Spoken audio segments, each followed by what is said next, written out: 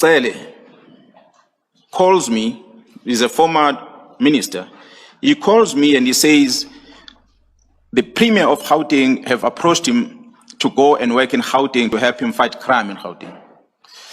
Therefore, he needs General Khumalo, who's a district commissioner and ex-task force commander in KZN, to come and work with him in Gauteng.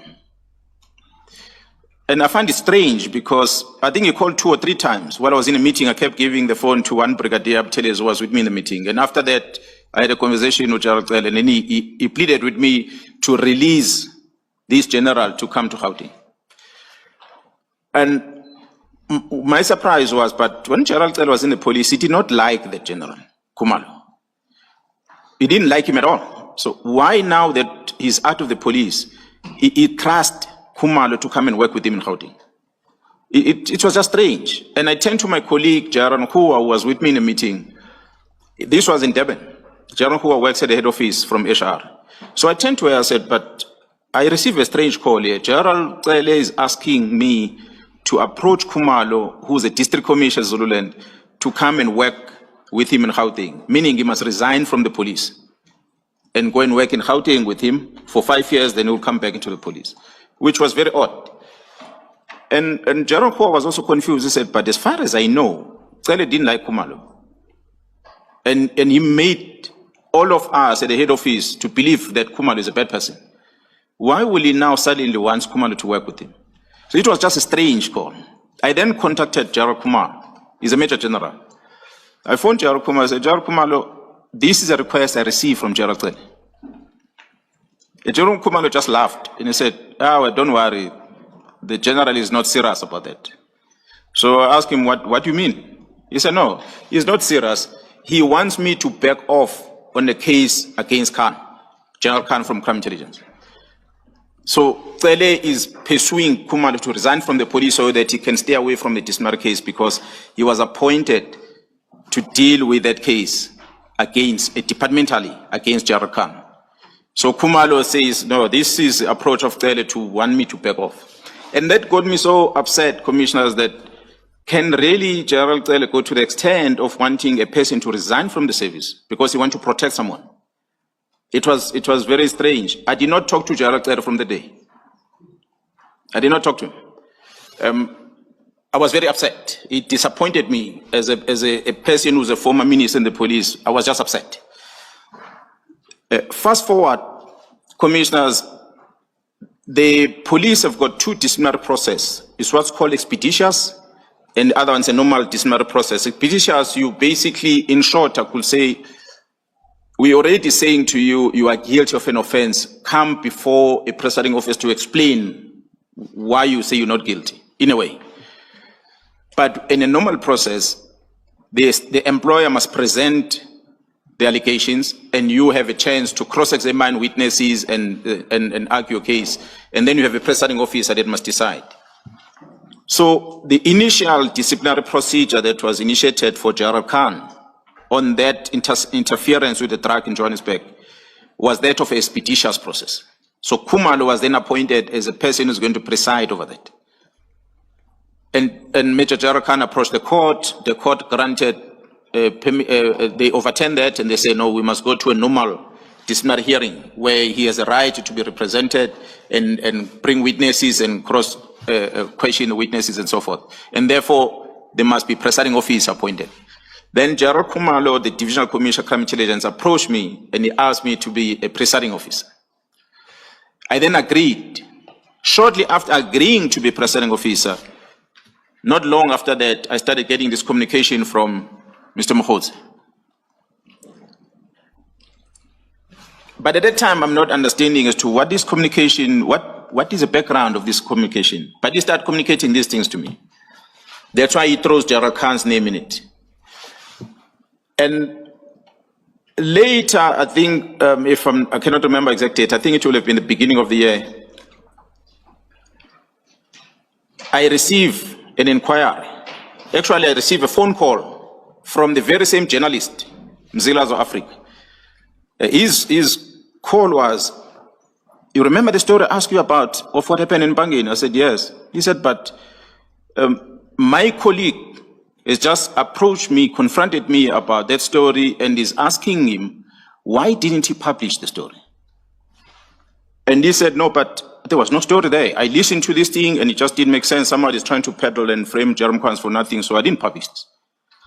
And in his own words to me, Mzilikazi Africa was, this colleague of his says to him, now I'm forced to publish the story. And Mzilikazi found it strange, so he called me first. He said, hey, who did you upset somewhere in the police? Then I said, no, I don't know anything. He said, but is there anything happening in the police that will lead people to want to publish this thing that is a year later, so old, that want to publish? Then I said, well, the only thing I know is that I'm going to be presiding over a disciplinary case. So he asked me, whose disciplinary case is that? I told him it's for General Khan. He said, oh no, now I connect the dots. Because my colleague and General Khan are close. It could be coming from there. That is his words. Mzilikazi will come here and say that, but I told him that I'm going to talk about this. He said, no, if he's called here, he will come and talk about it. I know who the colleague is. I'm not going to say it in public. He will perhaps, if you want to divulge that, he will. That's why I'm saying there are players within the media houses that are part of. So shortly after that, I received a message from the very same colleague of Mzilikazi. He sent me a question about the same incident. I gave him a full explanation as I did here to Brian Mkhwanazi. Full explanation.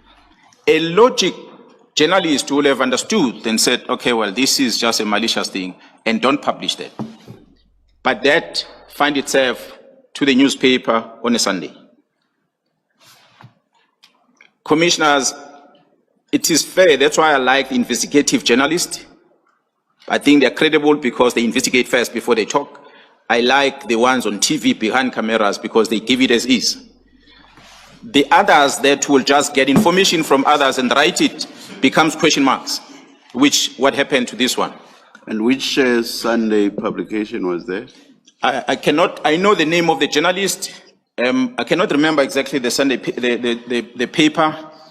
I don't want to, I might end up being sued if I mention the wrong name here. But I know the name of the journalist, so I can give you the name of the journalist. You said you are not divulging it. Yeah, I'll give you the name of the journalist, you'll write, and you'll see the trend throughout, up to now. It's the same journalist that is part of the squad. Well, there are others that are linked with him, but he's the main one. So the story goes out, commissioners, to the newspaper. It's an allegation that was made by Mkhwanazi, that someone wants to open a case against me.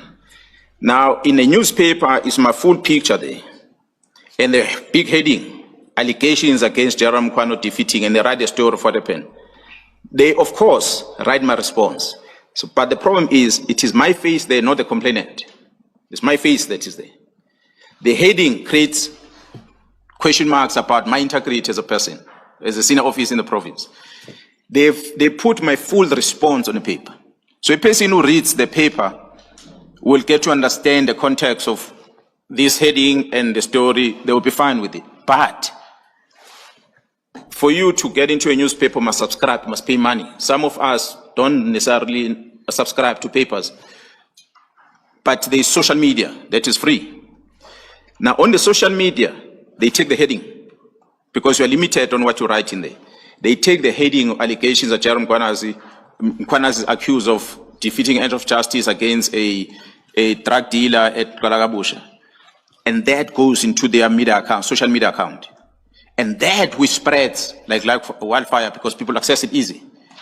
Remember, they don't have a privilege of reading the full report that is on the paper. They are just taking it from this headline. And the picture is painted. That Mkhwanazi is a bad person. And they're achieving what they want. So I took it as a pressure for me to back off from the case that I was going to preside over, of General Khan. How do I prove that? Is because General Khan's lawyers, they even wrote to me on emails and said, there's these things about you on the media, so we are in doubt of your independence in dealing with Khan. They wrote to me that, and that's what they said on email. So that's when I deducted that, oh, the pressure was for me to back off on this disciplinary case. So what Kumalo told me that they were wanting him to resign because they wanted him to back off on the case. So why will they go all out to try and get us to back off on the case against Gerald Khan. I'm an independent person.